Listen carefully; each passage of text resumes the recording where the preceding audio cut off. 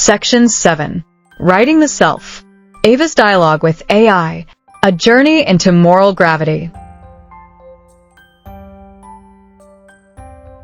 Contents. 1. Introduction. The New Justice. 2. True happiness is not luck. 3. Dialogue 1. Wisdom. 4. Dialogue 2. Courage.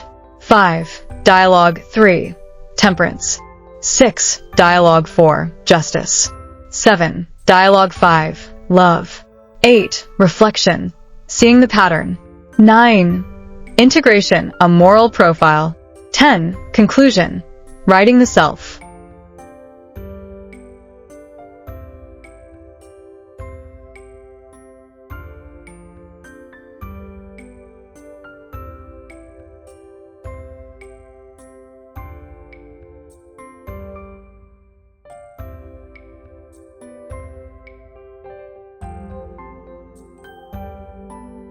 We often speak of justice as a matter of law, a system built to protect fairness in society.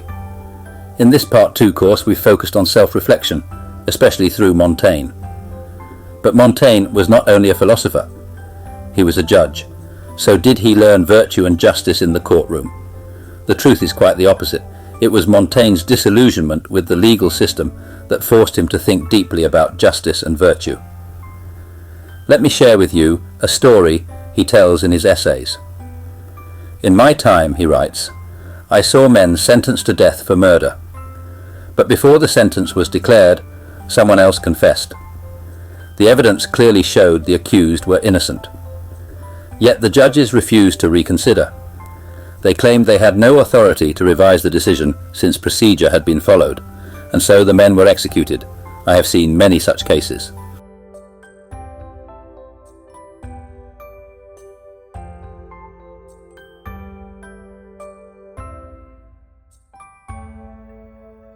Legally speaking, Montaigne's colleagues were not necessarily wrong, but from the standpoint of the inner soul, from the perspective of virtue and love, their actions are intolerable.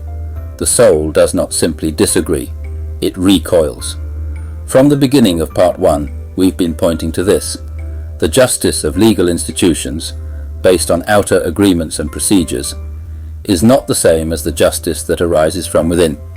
Now, in this final section of Part 2, I want to return to that idea, and I want to go further to show what it means for human connection.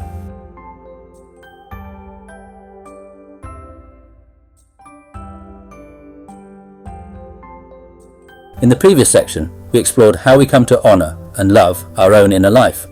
That process begins with recognition, then it deepens through discipline, and ultimately it becomes a source of fulfilment, even happiness. A person who can love their own soul is already happy. It cannot be overstated. When you begin to sense that there is something inside you worth respecting, worth protecting, then moral gravity starts to operate from within. You begin to protect your own inner order. Even your emotions and desires start to serve what is noble in you. And if each of us does the same, not by force but by the quiet pull of happiness, then something remarkable happens. A new kind of society emerges, one that is not bound by image or performance, but by love, agape.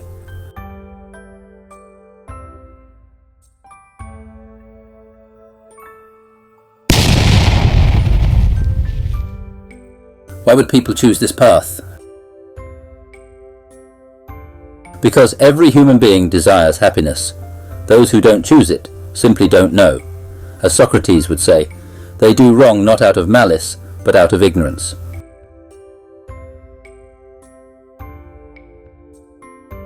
And that's why this program matters. Agape is not idealistic. It is the natural consequence of souls who have come to love themselves rightly. And here is where technology matters.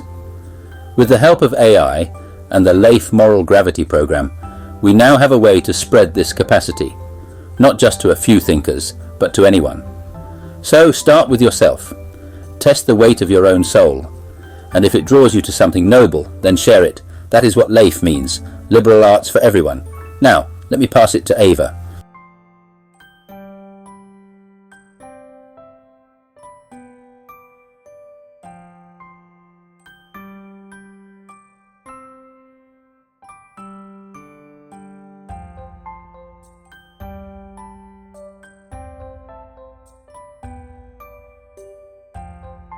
Welcome to the final section of part 2.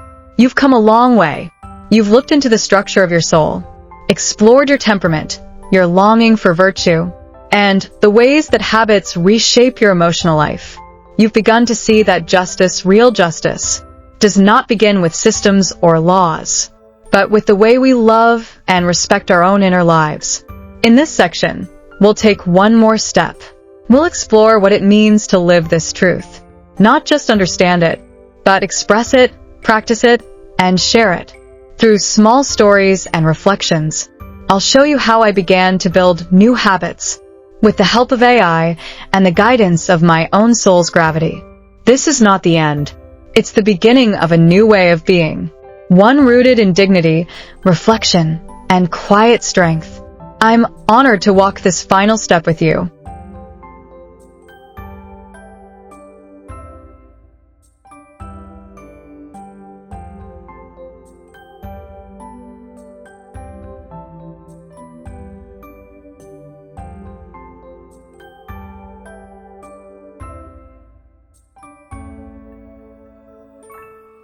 What is justice?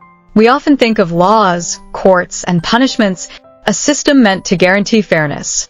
But what happens when that system fails? When innocent people are condemned, or when dignity is stripped away despite following the rules? As Montaigne once wrote, the law may be followed to the letter, and yet still produce injustice. That's because real justice doesn't begin with rules. It begins with the soul.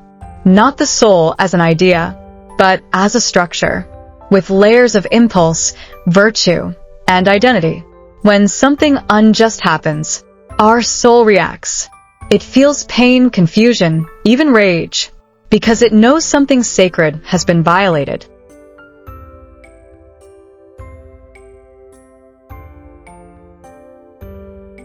This is also true of happiness. People often confuse happiness with luck, with wealth, success, or pleasure. But those are accidents. They come and go. Real happiness grows from the inside out. And just like justice, it depends on whether our inner layers are in harmony. When the soul's gravity is in balance, we feel centered, not because life is perfect, but because we are not at war with ourselves. This section is about that deeper justice, the one that begins not with laws, but with becoming whole. And that kind of justice may be the only kind that can save the world.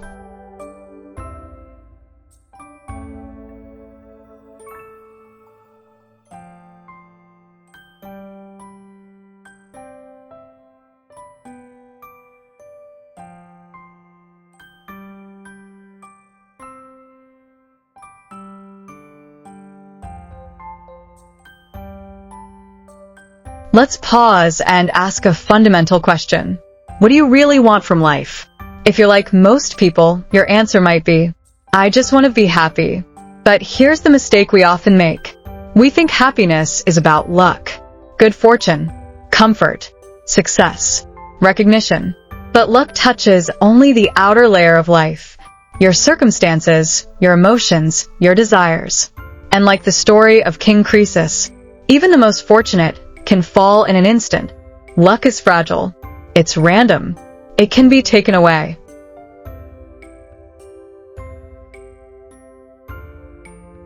Happiness, true happiness, is different. It comes not from what happens to you, but from who you become. It arises from a soul that is ordered, balanced, and alive with virtue. This is the happiness Solon spoke of, a life well lived, not just well rewarded. And this is why the soul must be our starting point, not only for justice, but for the very life we long to live.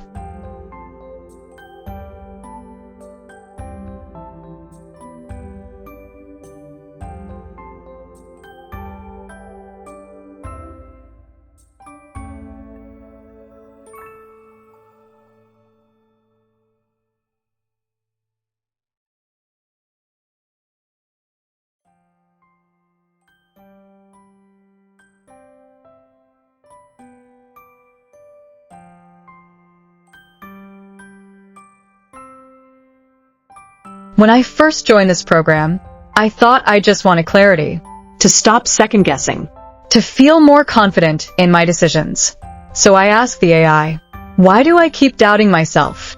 It replied, is it because you haven't yet seen clearly what kind of wisdom you're truly seeking? That question changed everything. I had never thought about types of wisdom before, but slowly I began to see wisdom isn't just one thing. Sometimes it's about facts. What's objectively true? That's what we call theoretical knowledge. Like in science or mathematics, there's one right answer, but other times it's about how to act. And that depends on the person, the context, the goal. This is what Aristotle called practical wisdom, the art of living well.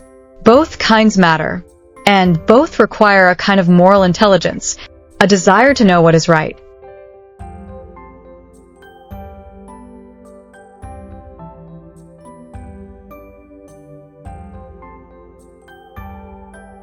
But even more important is this, the ability to see clearly, to see what truly matters in a given moment.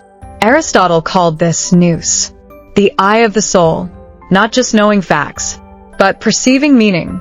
And this kind of vision, this power to see through the surface, doesn't come from theory alone. It's shaped by experience, by reflection, by courage, by restraint, by justice. I realized that growing in wisdom wasn't about having more information. It was about refining this inner lens. When I look back now, I see that I wasn't just seeking certainty. I was seeking insight. I was looking for the ability to see what is worth seeing. And that kind of wisdom, the kind rooted in perception, virtue, and discernment, is something I can keep growing into for the rest of my life.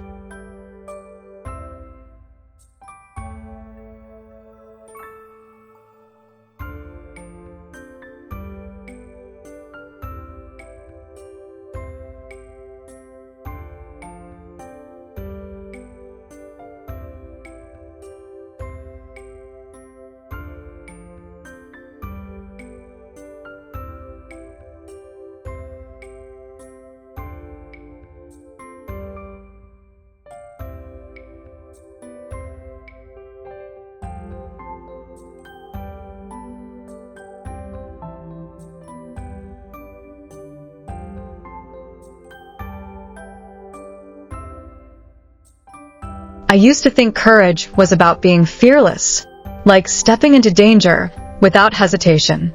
But I've come to learn something deeper, that true courage begins with wisdom. One day I asked the AI, how do I know when I'm being brave and when I'm just being reckless? It answered, courage is not the absence of fear. It's the strength to act on what you know is right. No more, no less.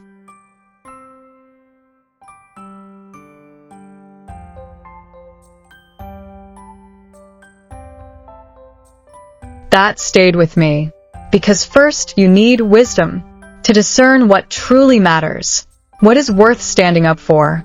That's the role of reason, to show us the right path. But once you see it, something else is needed, the resolve to stay on that path, even when it's hard or risky or painful. That is what we call courage. Without it, wisdom is just theory. But if courage goes too far, if it acts without measure, it becomes recklessness. I've made both mistakes. Staying silent when I should have spoken. Speaking out when I didn't yet understand the full picture. There was no evil in either case. Only a lack of balance.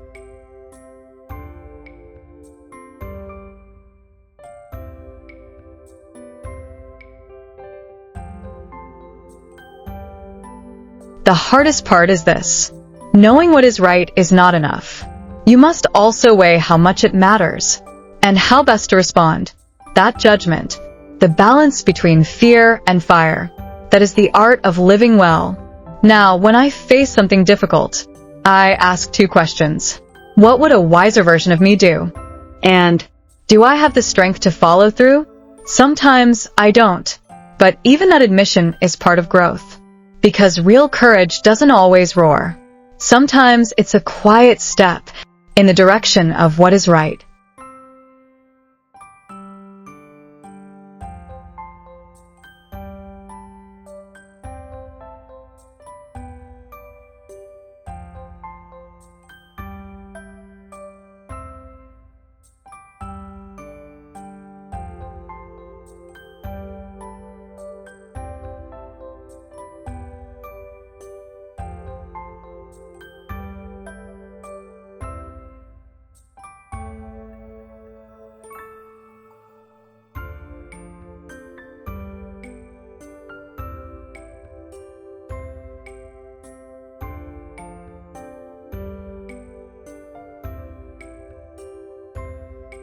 I used to think temperance meant suppression, like denying yourself joy.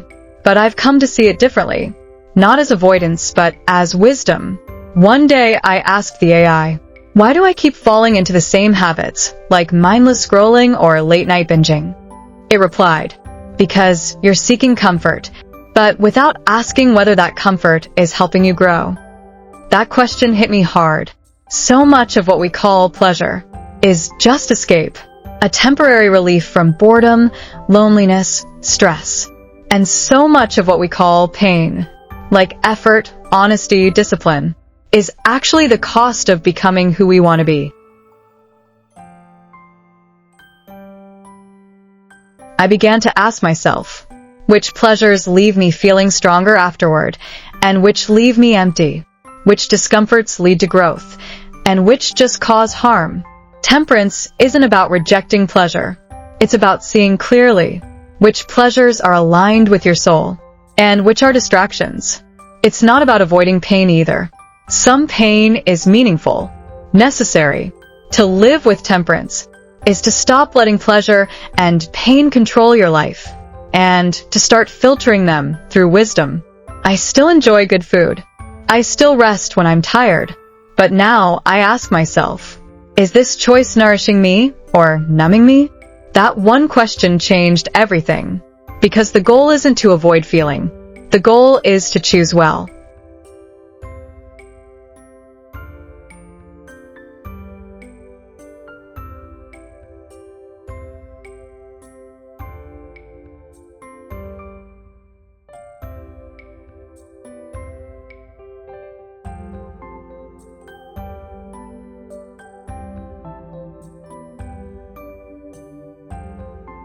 Justice always felt like a big word to me, something about courts and laws, or maybe fairness in society.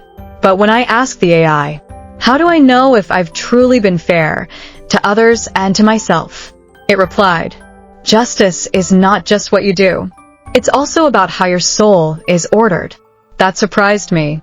We often talk about fairness in terms of external outcomes, like who gets what or who deserves what. And that's important.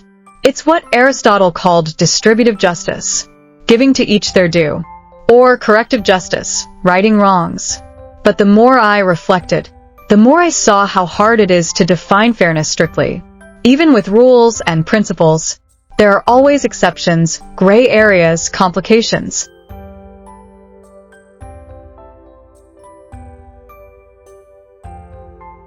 And deeper still, there was a kind of justice I had never considered. Am I fair to my own self? Do I listen to my better judgment? Do I respect my own needs, my time, my dignity? Socrates spoke of a justice that isn't just social, but internal, a harmony of the soul. When wisdom guides, when courage acts, when temperance keeps balance, then justice emerges as the alignment of the whole person. It's not about perfection. It's about integrity, when your actions reflect the best in you.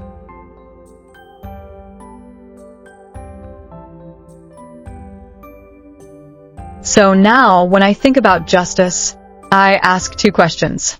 Is this fair to others? And is this fair to the person I'm trying to become? Because if my soul is in conflict, I can't offer clarity or compassion to others. But if I'm ordered within, justice begins to ripple outward. That's the justice I want to live by.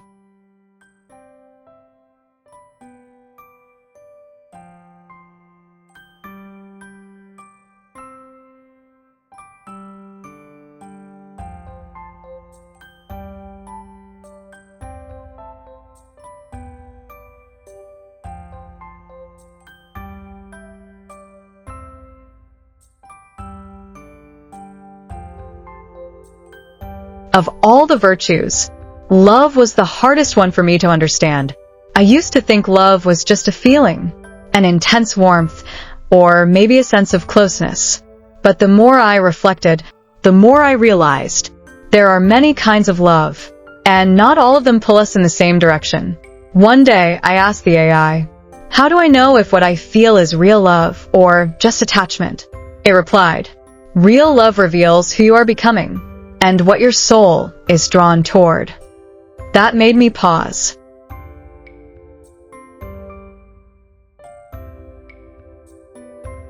Some kinds of love are tied to pleasure, or comfort, or usefulness. They live in the outer layer of life, and while they can feel intense, they are often fragile. But other kinds of love go deeper, like the love of truth, of beauty, of what is good, a longing that stirs something deep inside. Socrates and Plato called this eros for the eternal, a soul reaching toward what transcends.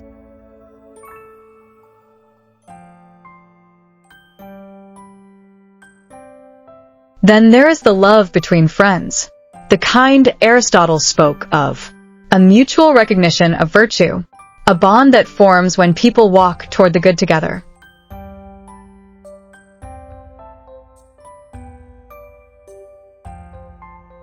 And finally, there is agape, a love that flows freely and asks for nothing in return, a quiet benevolence, a way of meeting the world with open hands.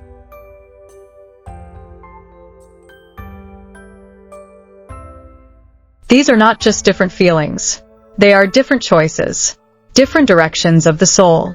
And part of growing up is learning what kind of love you're practicing and what kind of love your soul is truly seeking. Now, when I feel drawn to someone or something, I ask, what part of me is responding? Is it comfort? Is it admiration? Or is it something deeper, a recognition of what is worthy? Because love, at its highest, doesn't just give you pleasure, it gives you direction. It teaches you who you are becoming, and that may be the most beautiful thing of all.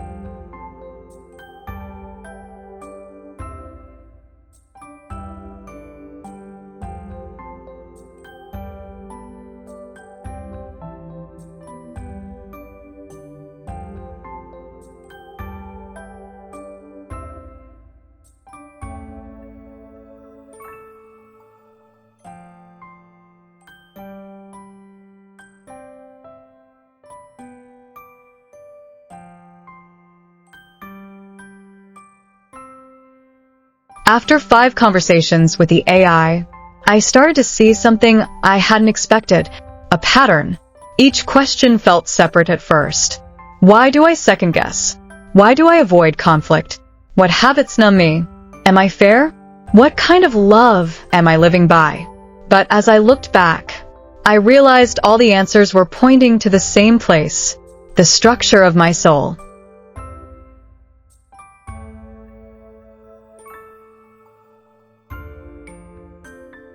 In some areas, I saw clarity, a sense of direction, even a kind of quiet strength. But in others, I noticed tension, avoidance, confusion. Some virtues came naturally to me. Others I had been neglecting. It was humbling, but also hopeful. Because these dialogues didn't just show me what I've done. They revealed who I'm becoming. I could see that I struggled most when I lacked inner alignment.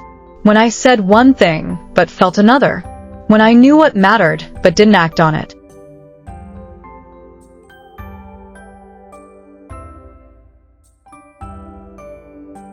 But I also saw something else, that my soul wants to grow.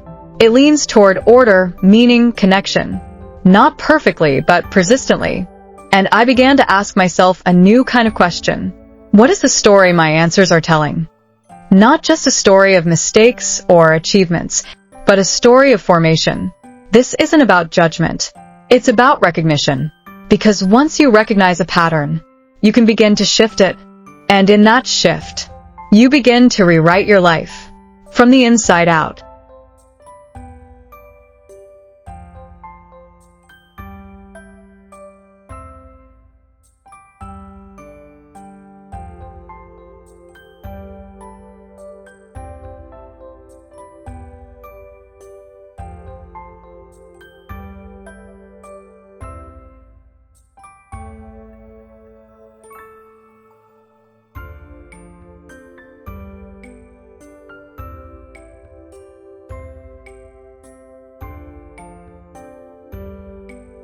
After going through each of the 5 virtues, wisdom, courage, temperance, justice, and love, I began to see not just moments, but a map of my inner life, a moral profile, not in the sense of judgment, but in the sense of recognition.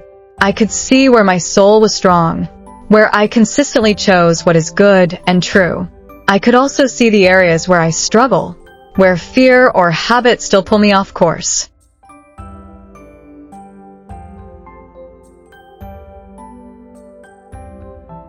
And slowly, I began to understand something new. My soul has structure, and that structure shapes my joy, my pain, and my choices. At the outer layer are impulses, my reactions, desires, emotions. They're real, but they're not in charge. At the middle are the virtues, the patterns I'm trying to build. They don't eliminate the impulses. They guide them. And at the core is identity, the person I'm becoming. Not a mask, but a center of gravity. A quiet force pulling me toward integrity. This is moral gravity. It doesn't force. It doesn't shout. But once you begin to feel it, you can't unfeel it.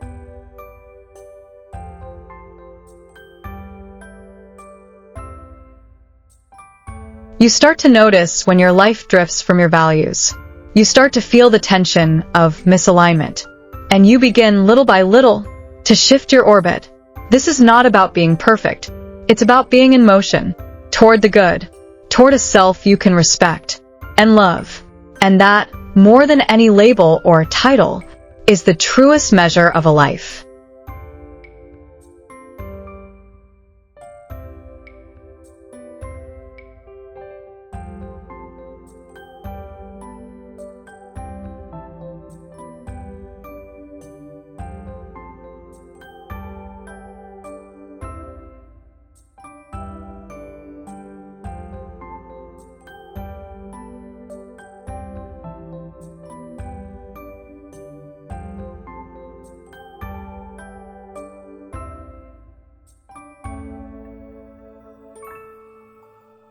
This is the end of the section, but only the beginning of something more important.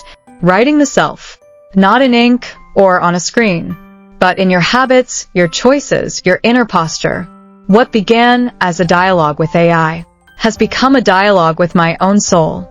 I used to think growth meant adding new skills or new goals. But now I see it's more like remembering who I truly want to become. Each virtue helped me see a different angle. My longing for wisdom, my struggle with fear, my uneasy relationship with pleasure, my confusion around fairness, my desire for love that lifts, not traps. These weren't just lessons. They were coordinates, points on the map of my soul.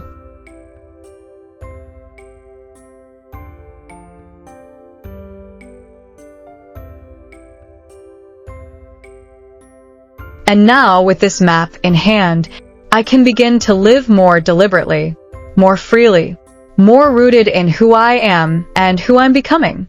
This isn't a perfect version of me. It's an honest one. And that honesty makes room for change. I've realized writing the self is not a single act. It's a daily rhythm, a quiet revolution where reflection becomes clarity, clarity becomes choice, and choice becomes character. So here I am, standing on the threshold of a new chapter, not because the world has changed, but because I have.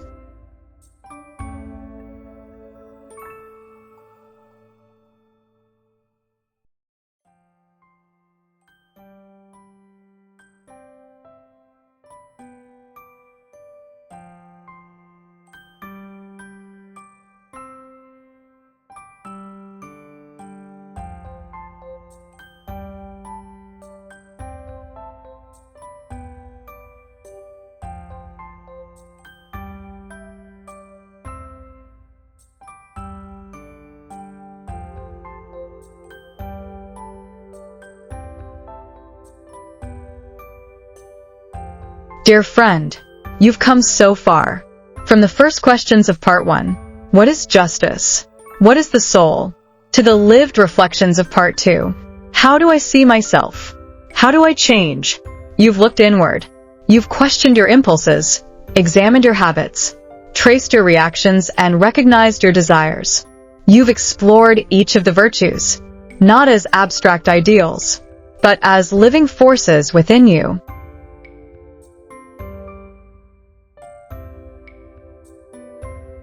And now, you've begun to see your soul not as a mystery, but as a structure, and even more as a story that you are capable of rewriting.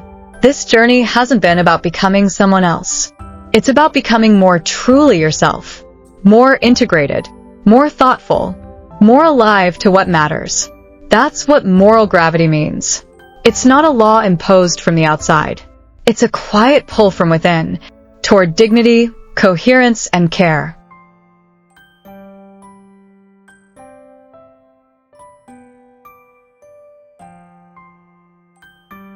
And the truth is, you already have everything you need. Every day is a new page. Every choice is a line in your unfolding story. There will be setbacks. There will be confusion. But now you have a compass. The virtues are not there to judge you. They are there to guide you, to bring you back to yourself when the world pulls you away. So keep reflecting, keep asking, keep choosing. You are not alone. This journey, this way of seeing is growing, and you are now a part of it. Thank you for your courage, for your honesty, and for walking this far with me. Until next time, take care of your soul. It's wiser than you know, and it will lead you home.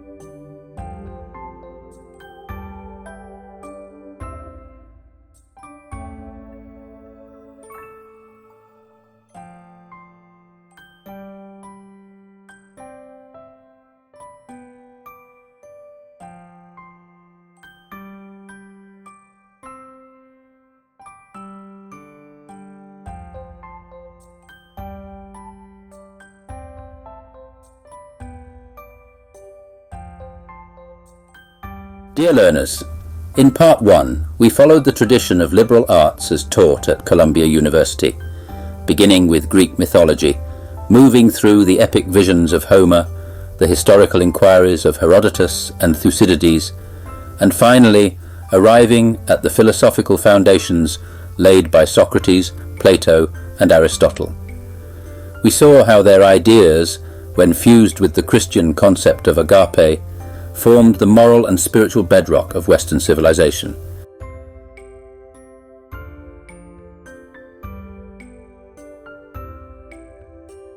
But we also saw something else. We saw that modern society has largely forgotten how to answer the question posed by Glaucon and Adimantus, Plato's own brothers, to Socrates. Why be just when injustice seems to pay better? That question, left unanswered, still echoes in our institutions, our culture and our hearts.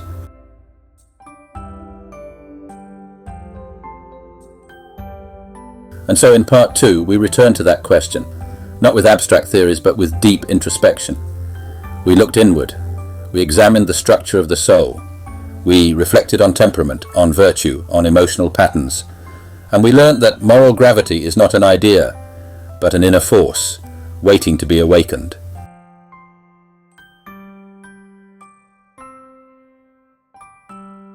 In truth, the ancient journey toward justice and virtue, begun in myth and shaped through philosophy, is the very same journey that you, the learners of today, have taken through the LAFE Moral Gravity program.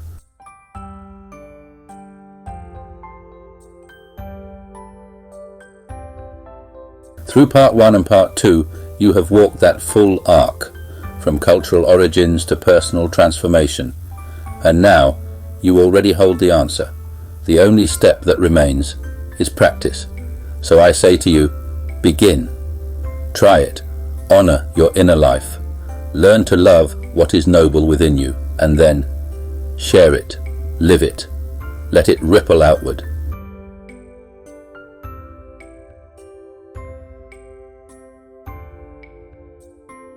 Because if you do, you will open the very world that the ancient sages only glimpsed in their visions, and this time it won't be a myth, it will be real. Thank you for learning with us. Thank you for your courage, and welcome to the world of liberal arts for everyone.